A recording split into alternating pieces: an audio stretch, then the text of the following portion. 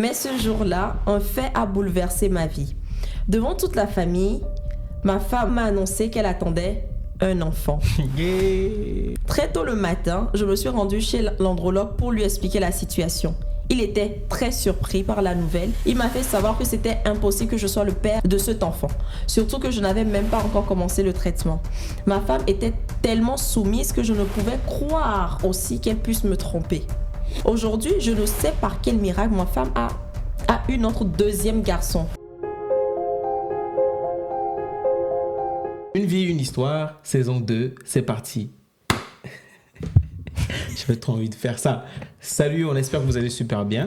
Bienvenue sur notre chaîne. Aïcha et Yaman. Pour vous. Je pense même qu'on va changer un peu de nom. Non, pour faire comment ça genre, toi, tu t'appelles Aïcha, je m'appelle Yaman, donc il n'y a pas à changer ça. Non, oui. Chers en tout cas, amis, c'est un plaisir de vous revoir. Exactement. Et on a hâte de vous embarquer sur cette nouvelle saison d'une vie, une histoire.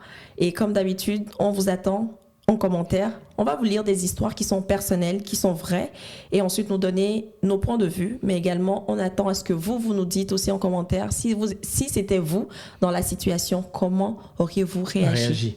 Et aussi donner vos conseils, hein. Voilà, c'est ça le plus important. Réagissez en commentaire, partagez au maximum afin qu'on puisse avoir le point de vue de beaucoup de gens, surtout des couples, parce que la plupart des histoires, c'est des histoires de couple, des histoires de famille, etc. Donc, réagissez. Et sans plus tarder, on va commencer avec la première histoire. Et il faut rappeler le livre. Le livre, c'est Les coups de la vie. Et l'auteur, c'est Ouattara quoi? Ouattara Azanta. Exactement. Donc, c'est des histoires. C'est le tome 2. C'est des histoires c'est des témoignages, vraies, en fait. C'est des témoignages vrais. Donc, mais apprendre quand même avec des pincettes, moi je dis toujours. Oui, parce que certaines histoires qu'on avait lues, on s'est dit, est-ce que c'est pas des personnes qui ont inventé ça? Pardon, justement. Mais c'était un peu trop. Voilà. Ok, let's go. Je sais que nos enfants ne sont pas de moi. Ça commence fort, hein. Ça commence fort, là. Mon Dieu, je sais que mes enfants ne sont pas... C'est un mec ou c'est... Je suppose, j'ai pas encore lu, donc je sais pas. Je tire mon chapeau aux femmes. Elles font la pluie et le beau temps dans nos foyers et même dans nos vies. Donc je suppose que c'est un homme. Elles sont malignes et très astucieuses. Le plus souvent, nous les hommes, à cause de nos muscles, nous nous croyons plus intelligents et plus forts que les femmes. Peut-être, mais lorsqu'il s'agit de jouer des tours, elles sont plus fortes, voire plus imaginatives que nous.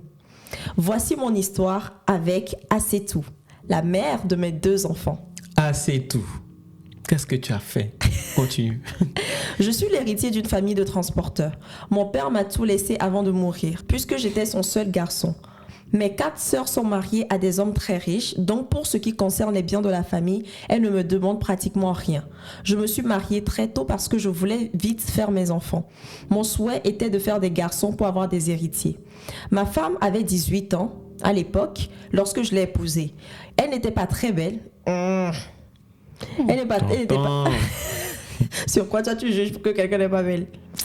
Faut me laisser ça. Après, écoute, il a voulu être franc, il a été franc. Elle n'était pas très belle, mais elle ne passait pas inaperçue à cause de ses formes. Il y a une règle qui dit que Dieu ne donne pas tout. Quand tu n'as pas, il faut au moins avoir. Ça, c'est seulement un homme qui peut dire ça. C'est pour ça qu'on est les hommes. Elle était grande et très fessue. C'est ce qui est écrit. Hein? C'est ce qui est écrit? Oui. Mais en fait, ok, bon, écoute, elle a transcrit, oui. Je passais mes journées à l'admirer. 7 ans après notre mariage, nous n'avions toujours pas d'enfants. J'étais inquiet et ma famille aussi, mais je ne permettais à personne de critiquer ma femme sur ce point-là. Chapeau. Je me disais que je pouvais moi aussi être fautif, contrairement à ce que les gens pensent. Je ne voulais pas qu'on l'accuse sans raison. J'étais tellement inquiet que je ne me confiais qu'à Dieu seul, lui demandant de nous accorder un enfant, un seul, et de préférence un garçon. Je serais l'homme le plus heureux de la terre, mais secrètement, je me suis rendu chez un andrologue, un spécialiste de l'appareil génital de l'homme. Ma femme m'avait toujours supplié de venir avec elle consulter son gynécologue, mais mon orgueil d'homme m'en empêchait. Quelques jours après la consultation, je suis repartie chez l'andrologue qui m'a révélé que j'étais à la base de nos problèmes. J'étais prêt à suivre tous les traitements possibles, mais il m'a dit aussi que mes chances étaient quasiment nulles. En sortant de chez le médecin, la seule chose que j'avais en tête, c'était de mettre fin à mes jours. Jamais, never. Quelle serait ma mission sur Terre si je ne pouvais pas procréer? Avoir un héritier et lui transmettre à mon tour ce que mon père m'a légué. C'est de ça j'avais envie. Malheureux et affligé, je suis rentrée chez moi en prenant soin de détruire tous les examens. Ma femme m'a accueilli ce jour-là avec beaucoup d'enthousiasme, comme si elle avait une bonne nouvelle à m'annoncer. Mais dans mon état, je l'ai envoyée balader et je suis allée directement au lit. L'atmosphère était plutôt tendue à la maison. Pendant plus d'une semaine, j'étais inaccessible. Le dimanche qui a suivi, mes parents sont venus chez moi en délégation. Ils s'inquiétaient pour moi puisque contrairement à mes habitudes, je n'étais pas passée en famille depuis une dizaine de jours et aussi parce que ma femme s'était plainte de mon attitude. Je ne pouvais pas avouer mes problèmes à mes parents. J'ai rassuré ma famille en disant que tout allait bien et que j'étais seulement préoccupée au niveau de mes affaires. Mais ce jour-là, un fait a bouleversé ma vie. Devant toute la famille, ma femme... Attends, tu imagines? Vas-y. Devant toute la famille, ma femme m'a annoncé qu'elle attendait un enfant. Au lieu d'être heureux, je l'observais sans rien dire. Ma famille, elle, était aux anges. Ils ont décidé d'improviser une fête. Je regardais ma femme sans comprendre. Que s'était-il passé? Je ne pouvais pas m'imaginer un jour que ma femme puisse me tromper. Non, un miracle peut-être. Oh oui. Un miracle peut-être, je sais pas. La nouvelle était bonne certes, mais il fallait que je sois rassurée. Très tôt le matin, je me suis rendue chez l'andrologue pour lui expliquer la situation. Il était très surpris par la nouvelle et il m'a fait savoir... Il m'a fait savoir que c'était impossible que je sois le père de cet enfant. Surtout que je n'avais même pas encore commencé le traitement. Ma femme était tellement soumise que je ne pouvais croire aussi qu'elle puisse me tromper. Les apparences sont trompeuses. Dans le doute, je suis allée chez un autre spécialiste refaire les mêmes examens et d'autres plus approfondis. Une semaine après, j'avais les résultats. Je ne pouvais pas être l'auteur de la grossesse que portait mon épouse. Mais ce médecin qui m'a senti trop abattue m'a proposé de prendre un pot. Alors, une certaine familiarité est née entre nous. Au restaurant, il m'a donné des conseils et m'a demandé de ne pas renvoyer ma femme. Il m'a dit de faire semblant d'être l'auteur de la grossesse. Sur le moment, je ne voulais rien entendre, mais avec ses explications, j'ai compris que mon cas était plutôt désespéré et que même avec une autre, il n'était pas évident pour moi d'être père. Donc, il acceptait en fait de rester avec la femme et accepter la grossesse d'un autre. Au départ, c'était difficile de faire semblant, mais au fil du temps, j'ai commencé à détendre l'atmosphère, surtout lorsque mon épouse est tombée malade et qu'elle a failli perdre l'enfant. Son médecin m'a confié qu'elle était malheureuse parce que je n'étais pas gentille avec elle. Est-ce que c'est pas le gynécologue là? Je pense plutôt qu'elle s'inquiétait en pensant que je me doutais de quelque chose. Mon problème, c'est que je me demandais qui aurait pu l'engrosser dans mon dos. C'est pour cela que je vous dis que les femmes sont très astucieuses et méchantes quand elles le veulent. Souvent on dit c'est les hommes, mais les femmes aussi. Mais non, on est trop des amours. On peut pas être méchante. C'est pas de notre nature la méchanceté. C'est ça. Oui. Le violon, vas-y. Comme elle savait que je désirais un enfant, elle s'est fait engrosser par quelqu'un d'autre et moi je devais jouer le jeu d'un papa heureux. C'était difficile, mais j'avais honte d'annoncer aux gens que je ne pouvais pas procréer. En outre, je n'avais aucune preuve que mon épouse était infidèle. Si je l'accusais sans preuve, je serais obligée de dévoiler ma stérilité. Or, je n'avais pas l'intention d'exposer cela à qui que ce soit. Aujourd'hui, je ne sais par quel miracle ma femme a eu notre deuxième garçon.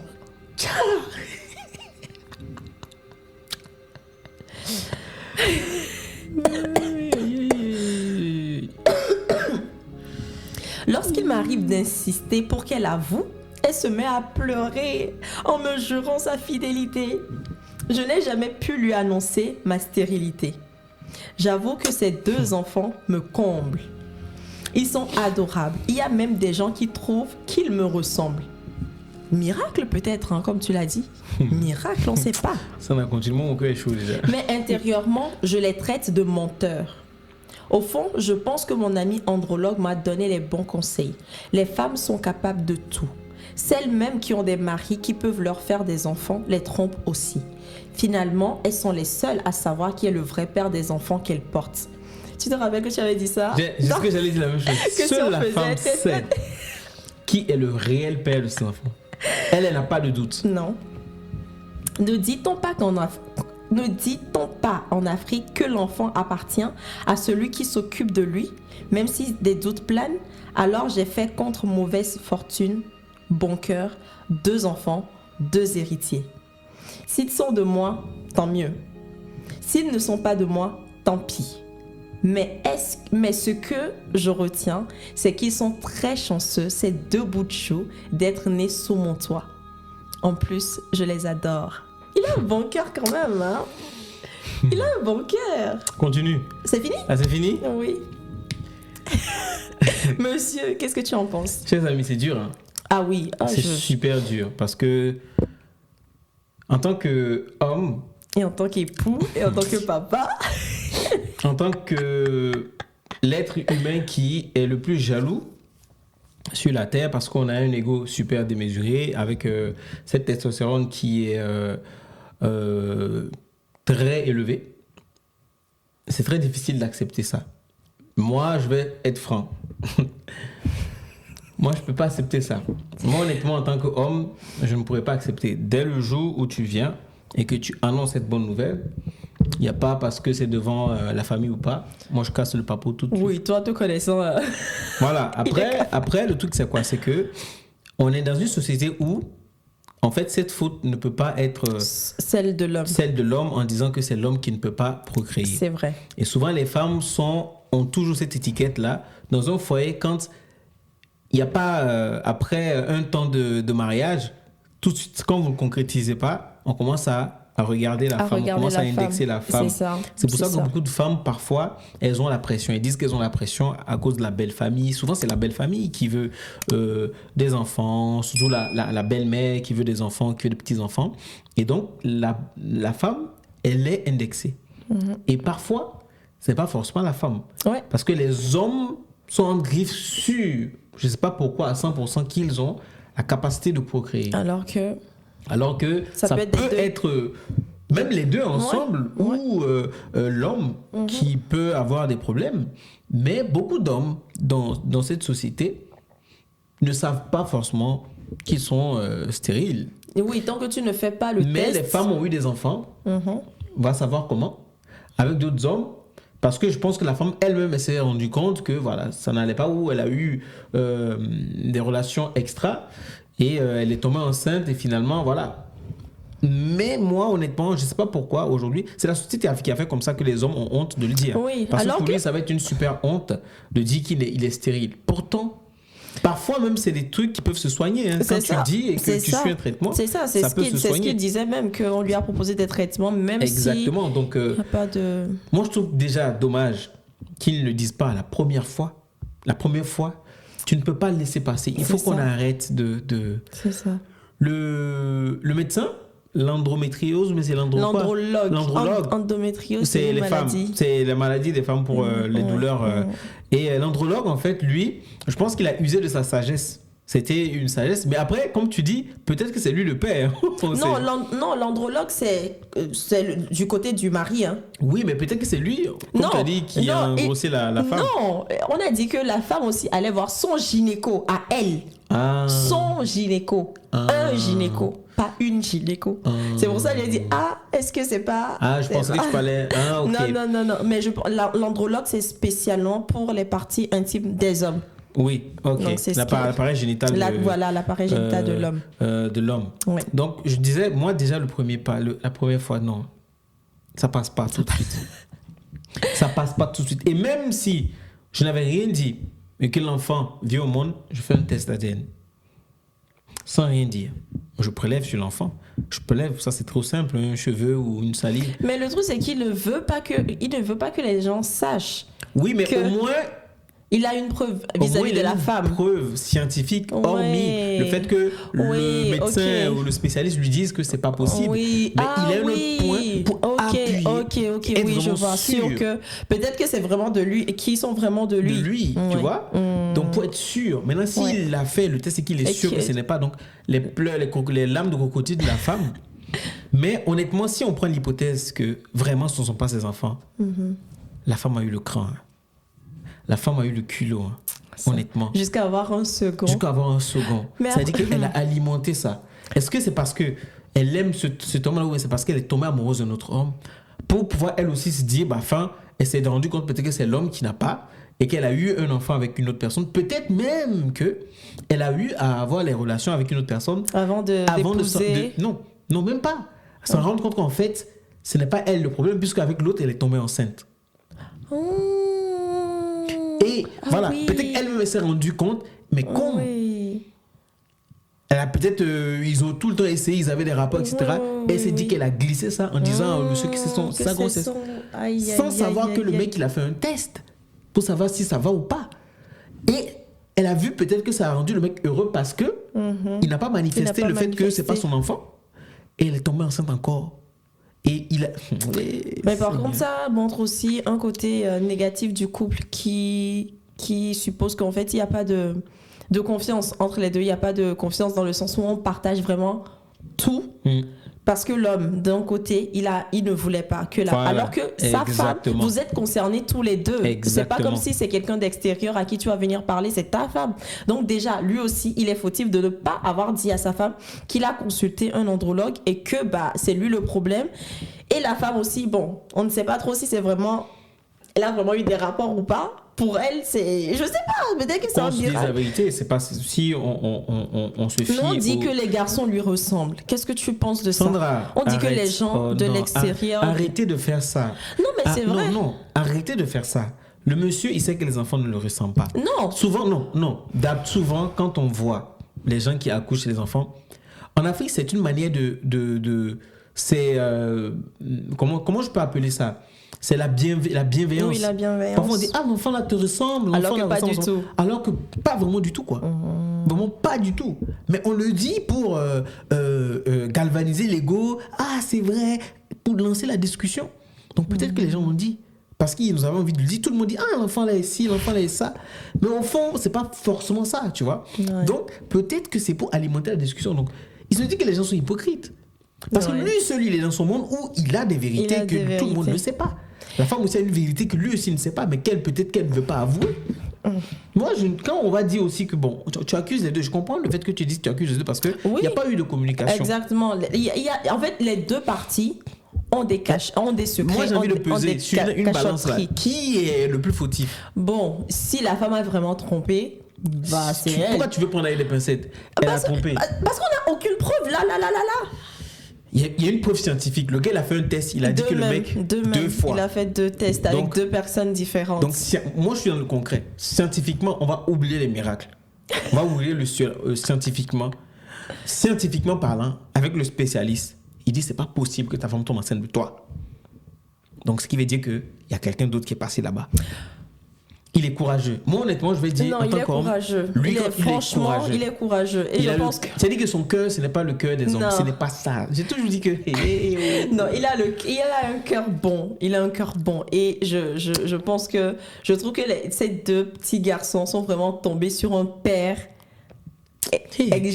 Mon cœur génial. bat, hein. Parce qu'il dit ces 2 bouts de chou ont la chance d'être nés sous mon toit. Et ça se sent que c'est... Même s'il sait que ses enfants ne sont pas de lui, il va en prendre soin. Il va leur donner tout l'amour qui est nécessaire, en fait.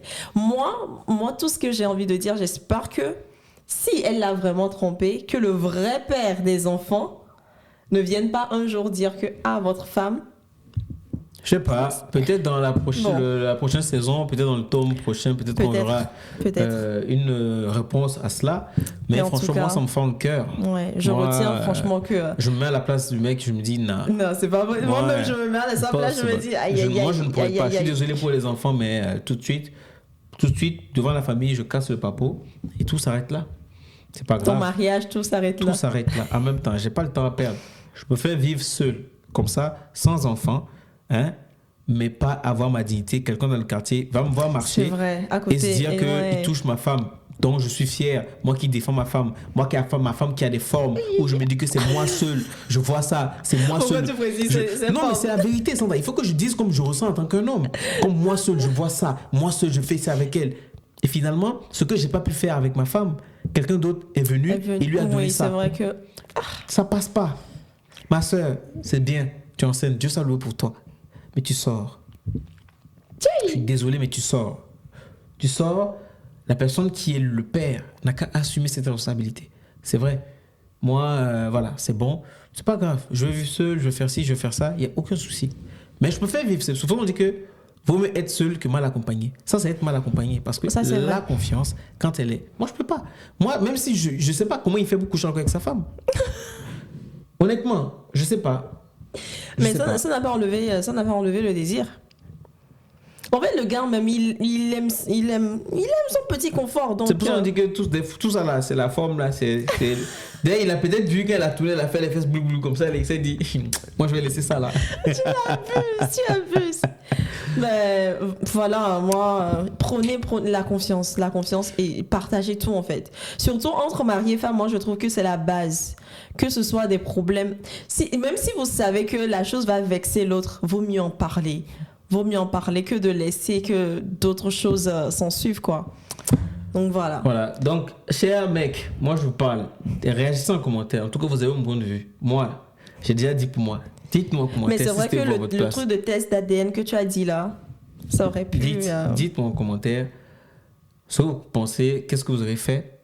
Et puis, les femmes, dites-nous si ce comportement est bien ou pas. Mais par contre, on n'est pas méchante, hein. On n'est pas méchante. On est les plus douces au monde, en fait. Hey.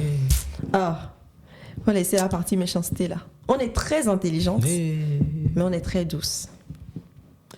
Chers Sur amis, ce, à la prochaine. À la prochaine.